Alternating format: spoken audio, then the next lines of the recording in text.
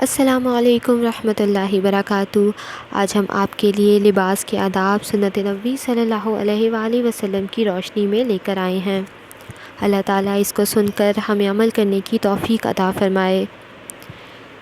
لباس ایسا پہنیے جو شرم و حیا، غیرت و شرافت اور جسم کی ستر پوشی اور حفاظت کے تقاضوں کو پورا کرے، اور جس سے تہذیب و سلیقہ اور زینت و جمال کا اظہار ہو۔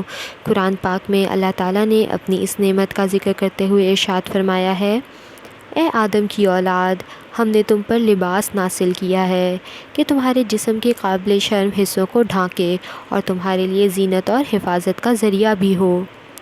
ریش دراصل پرندے کے پروں کو کہتے ہیں۔ پرندے کے پر اس کے حسن و جمال کا بھی ذریعہ ہیں اور جسم کی حفاظت کا بھی۔ عام استعمال میں ریش کا لفظ جمال و زینت اور عمدہ لباس کے لیے بولا جاتا ہے۔ لباس کا مقصد زینت و آرائش اور موسمی اثرات سے حفاظت بھی ہے، لیکن اولین مقصد قابل شرم حصوں کو ڈھانپنا اور ان کی ستر پوشی ہے۔ اللہ نے شرم و حیا انسان کی فطرت میں پیدا فرمائی ہے۔ یہی وجہ ہے کہ جب حضرت آدم علیہ السلام اور حضرت حوا سے جنت کا لباس فاخرہ اتروا لیا گیا تو وہ جنت کے درختوں کے پتوں سے اپنے جسموں کو ڈھانپنے لگے۔ اس لیے لباس میں اس مقصد کو سب سے مقدم سمجھیے اور ایسا لباس منتخب کیجیے جس سے ستر پوشی کا مقصد بخوبی پورا ہو سکے۔ ساتھ ہی اس کا بھی اہتمام رہے کہ لباس موسمی اثرات سے جسم کی حفاظت کرنے والا بھی ہو اور ایسے سلیقے کا لباس ہو جو زینت و جمال اور تہذیب کا ذریعہ بھی ہو۔ ایسا نہ ہو کہ اسے پہن کر آپ کوئی عجوبہ یا کھلونا بن جائیں اور لوگوں کے لیے ہنسی اور دل لگی کا موضوع مہیا ہو جائے۔ لباس پہنتے وقت یہ سوچیں کہ یہ نعمت ہے اللہ کی، جس سے اللہ نے صرف انسان کو نوازا ہے، دوسری مخلوقات اس سے محروم ہیں۔ اس امتیازی بخشش و انعام پر اللہ کا شکر ادا کیجیے اور اس امتیازی انعام سے سرفراز ہو کر کبھی اللہ کی ناشکری اور نافرمانی کا عمل نہ کیجیے۔ لباس اللہ کی ایک زبردست نشانی ہے۔ لباس پہنے تو اس احساس کو تازہ کیجیے اور جذبات شکر کا اظہار کیجیے کہ اس دعا کے الفاظ میں کیجیے کہ جو نبی کریم صلی اللہ علیہ وآلہ وسلم نے مومنوں کو سکھائی ہے۔ دوم یہ کہ بہترین لباس تقویٰ کا لباس ہے۔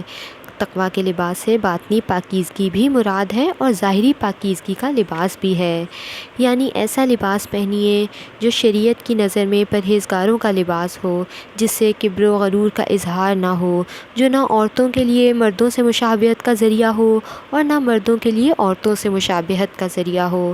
ایسا لباس پہنیے جس کو دیکھ کر محسوس کیا جا سکے کہ لباس پہننے والا کوئی اللہ کا بندہ اور خدا ترس اور بھلا انسان ہے، اور عورتیں لباس میں ان حدود کا لحاظ رکھیں جو شریعت نے ان کے لیے مقرر کی ہیں، اور مرد ان حدود کا لحاظ کریں جو شریعت نے ان کے لیے مقرر کیے ہیں۔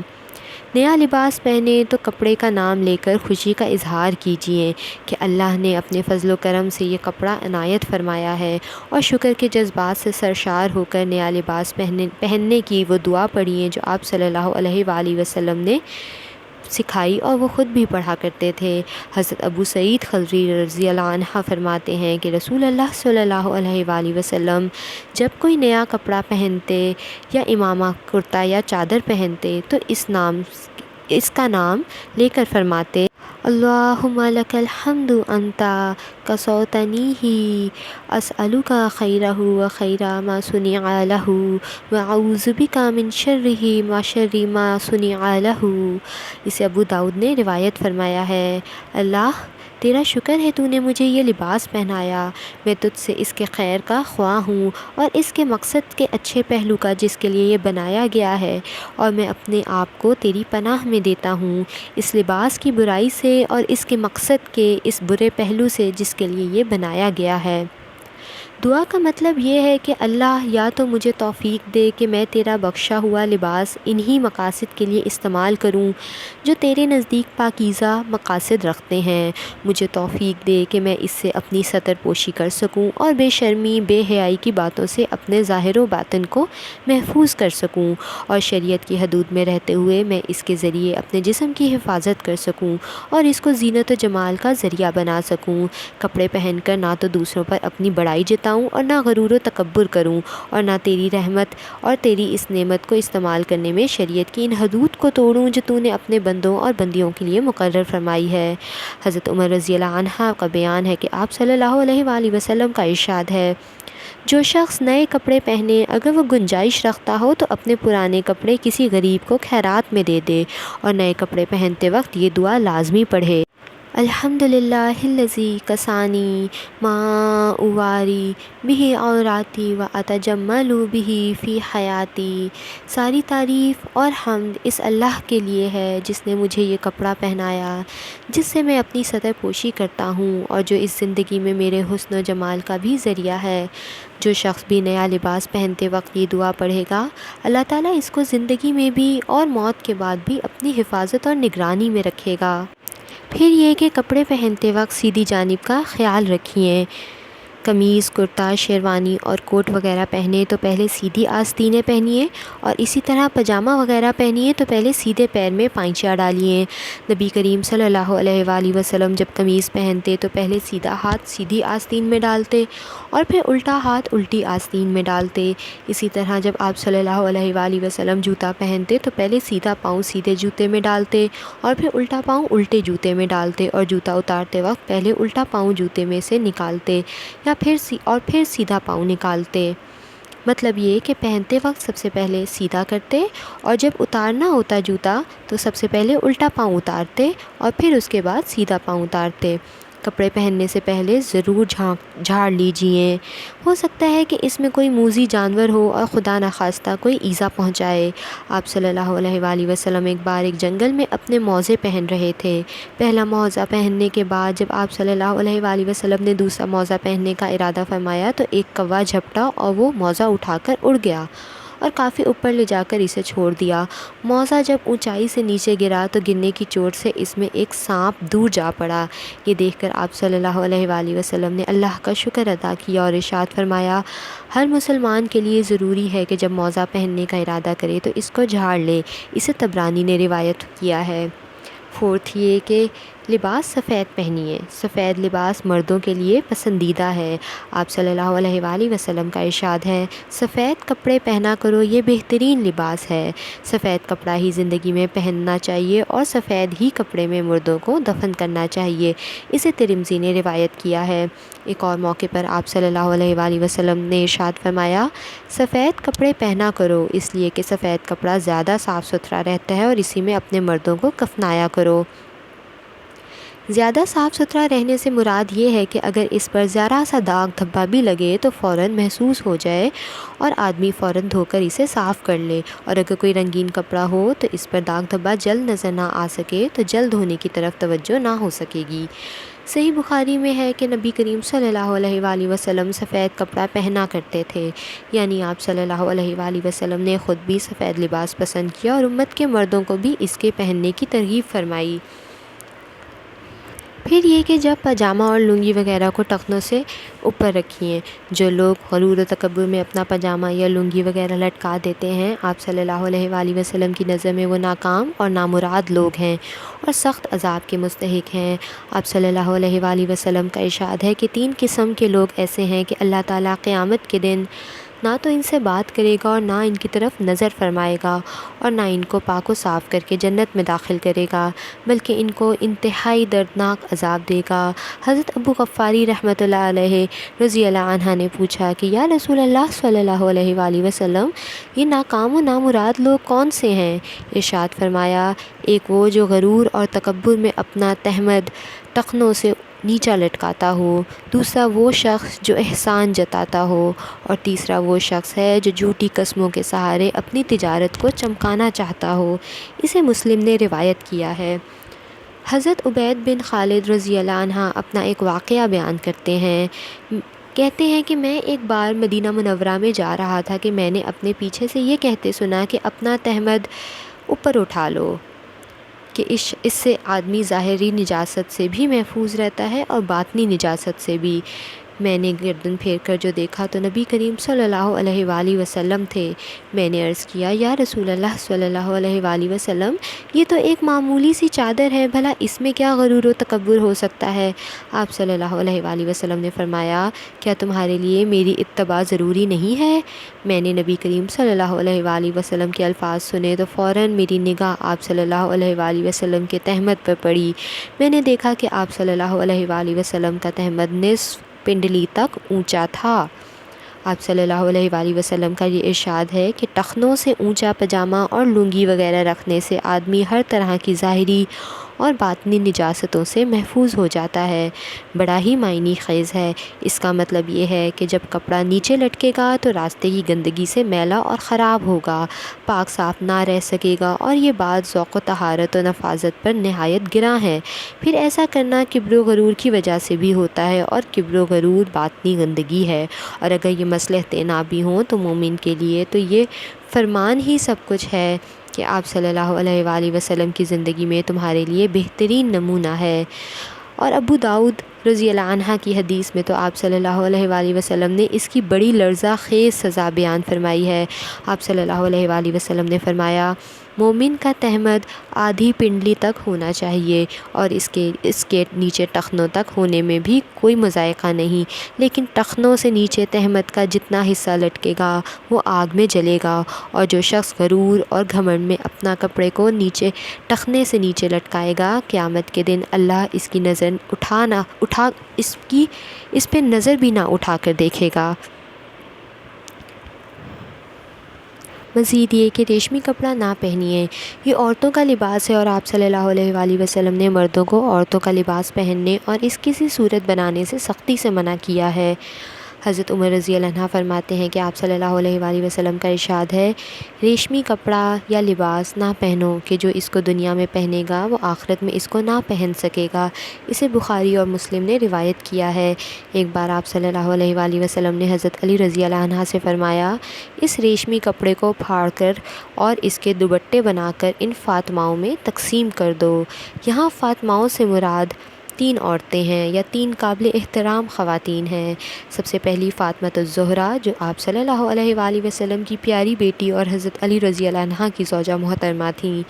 دوسری فاطمہ بنت اسد، جو حضرت علی رضی اللہ عنہ کی والدہ محترمہ ہیں، اور تیسری فاطمہ بنت حمزہ رضی اللہ عنہ، جو حضرت امیر حمزہ کی بیٹی ہیں۔ اس سے معلوم ہوا کہ خواتین کے لیے ریشمی کپڑا پہننا پسندیدہ ہے، اس لیے آپ صلی اللہ علیہ وآلہ وسلم نے حکم دیا کہ خواتین کے دوپٹے بنا دو، ورنہ کپڑا تو دوسرے کاموں میں بھی آ سکتا ہے۔ عورتیں ایسے باریک لباس نہ پہنیں جس میں سے بدن جھلکے، اور نہ ایسا چست لباس پہنیں جس میں سے بدن کی ساخت اور زیادہ پرکشش ہو کر نمایاں ہو، اور وہ کپڑے پہن کر بھی ننگی نظر آئیں۔ آپ صلی اللہ علیہ وآلہ وسلم نے ایسی آبرو باختہ عورتوں کو عبرتناک انجام کی سزا دی ہے۔ وہ عورتیں بھی جہنمی ہیں جو کپڑے پہن کر بھی ننگی رہتی ہیں، دوسروں کو رجاتی ہیں اور خود دوسروں پر رجھتی ہیں۔ ان کے سر ناز سے بختی اونٹوں کے کوہانوں کی طرح ٹیڑھے ہیں۔ یہ عورتیں نہ جنت میں جائیں گی اور نہ جنت کی خوشبو پائیں گی، درحالانکہ جنت کی خوشبو بہت دور تک آتی ہے۔ اللہ تعالی ہمیں ان عورتوں میں شامل ہونے سے بچائے۔ ایک بار حضرت اسماء رضی اللہ عنہ باریک کپڑے پہنے ہوئے نبی کریم صلی اللہ علیہ وآلہ وسلم کی خدمت میں حاضر ہوئیں۔ وہ سامنے آئیں تو آپ صلی اللہ علیہ وآلہ وسلم نے فوراً منہ پھیر لیا اور فرمایا، اسماء، جب عورت جوان ہو جائے تو اس کے لیے جائز نہیں کہ منہ اور ہاتھ کے علاوہ اس کے جسم کا کوئی حصہ نظر آئے۔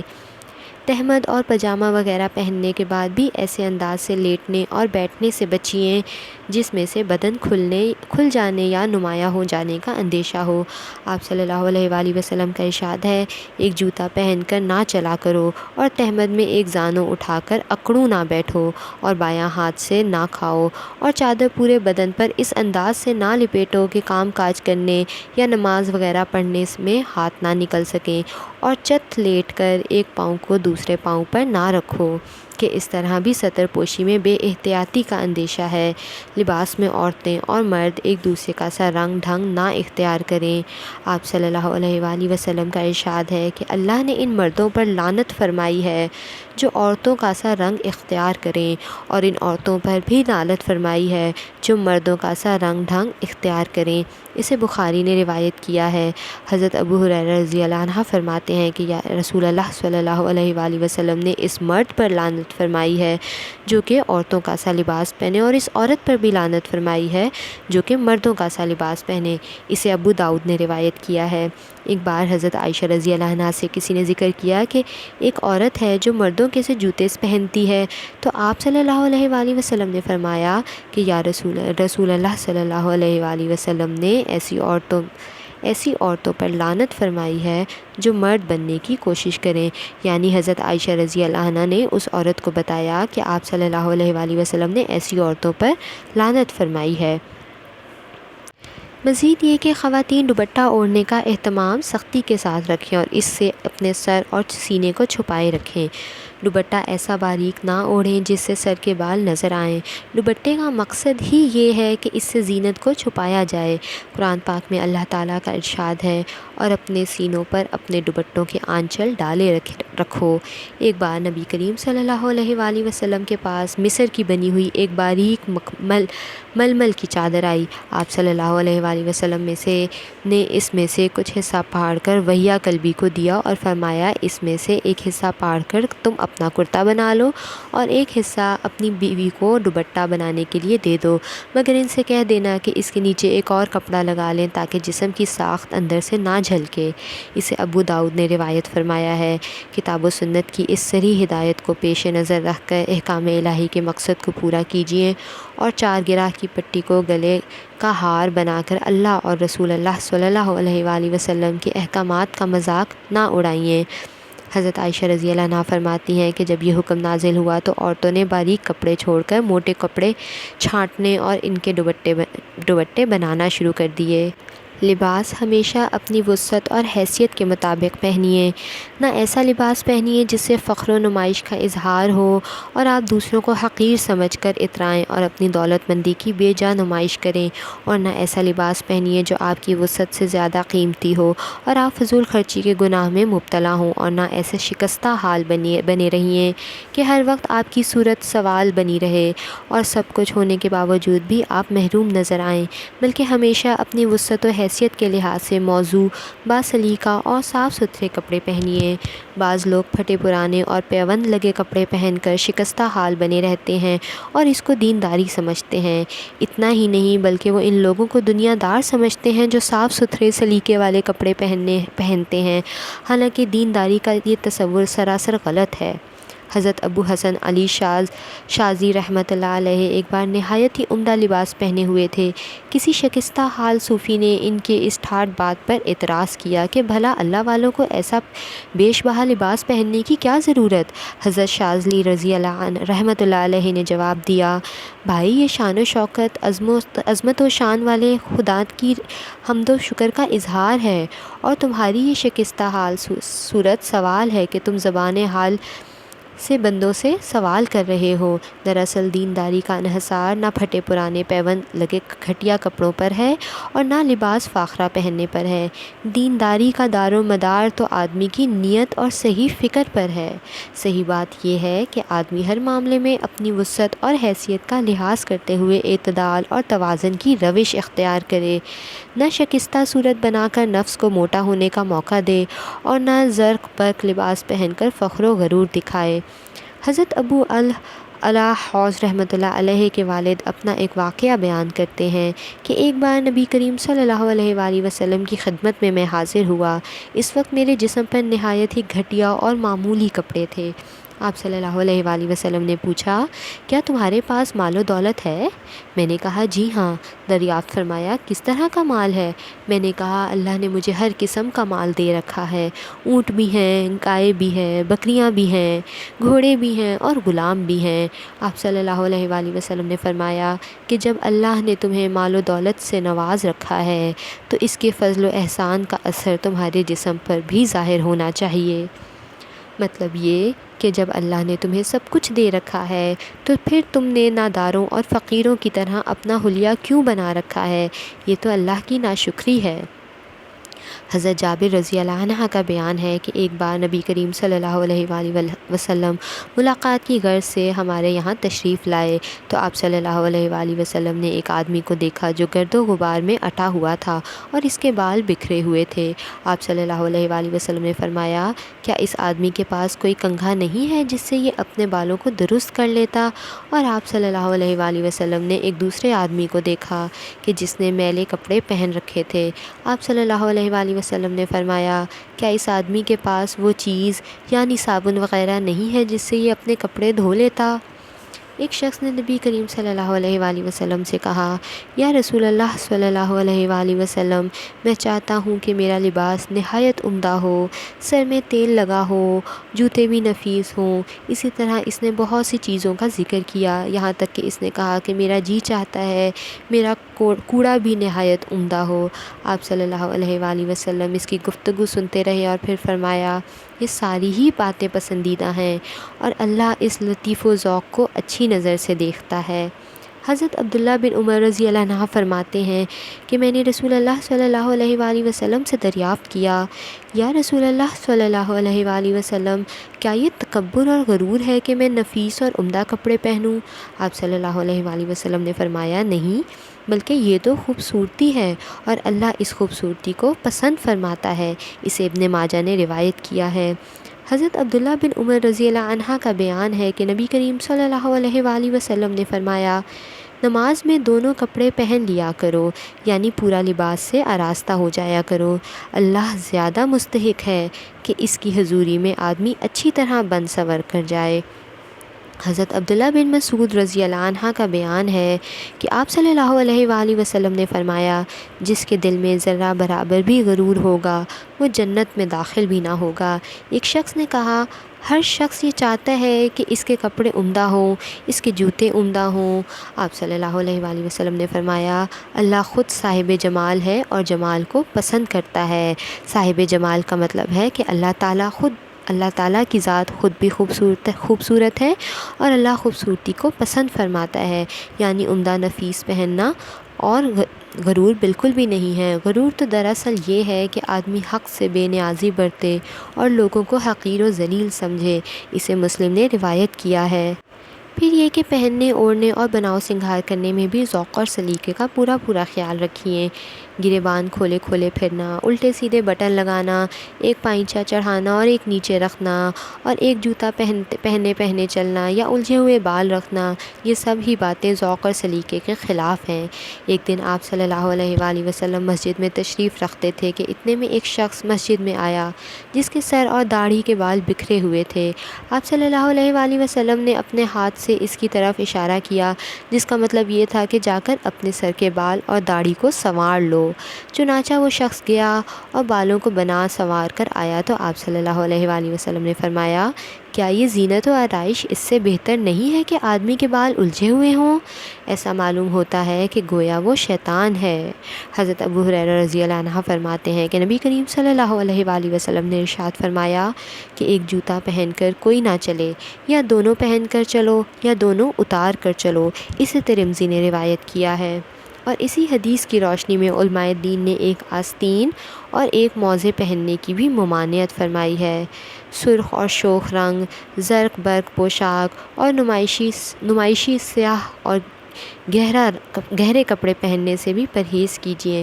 سرخ اور شوخ رنگ اور زرق برق پوشاک عورتوں ہی کے لیے مناسب ہے اور ان کو بھی حدود کا خیال رکھنا چاہیے۔ رہے نمائشی، لمبے چوڑے یا سیاہ اور گہرے کپڑے جوڑے پہن کر اس دوسروں کے مقابل میں اپنی برتری دکھانا اور پھر اپنا امتیاز جتانا، تو یہ سراسر کبر و غرور کی علامت ہے۔ اسی طرح ایسے عجیب و غریب اور مضحکہ خیز کپڑے بھی نہ پہنیے کہ جس کے پہننے سے آپ خواہ مخواہ عجوبہ بن جائیں اور لوگ آپ کو آپ کی ہنسی اور دل لگی کا موضوع بنا لیں۔ ہمیشہ سادہ، باوقار اور مہذب لباس پہنیے اور لباس پر ہمیشہ اعتدال کے ساتھ خرچ کیجیے۔ لباس میں عیش پسندی اور ضرورت سے زیادہ نزاکت سے پرہیز کیجیے۔ آپ صلی اللہ علیہ وآلہ وسلم کا ارشاد پاک ہے، عیش پسندی سے دور رہو، اس لیے کہ اللہ کے پیارے بندے عیش پرست نہیں ہوتے۔ اور نبی کریم صلی اللہ علیہ وآلہ وسلم نے یہ بھی ارشاد فرمایا کہ جس شخص نے وسعت اور قدرت کے باوجود محض خاک ساری اور عاجزی کی غرض سے لباس میں سادگی اختیار کی تو اللہ اس کو شرافت اور بزرگی کے لباس سے آراستہ فرمائے گا۔ اسے ابو داؤد نے روایت کیا ہے۔ صحابہ اکرام رضی اللہ عنہ ایک دن بیٹھے دنیا کا ذکر فرما رہے تھے تو نبی کریم صلی اللہ علیہ وآلہ وسلم نے فرمایا، لباس کی سادگی ایمان کی علامتوں میں سے ایک علامت ہے۔ اسے ابو داؤد نے روایت کیا ہے۔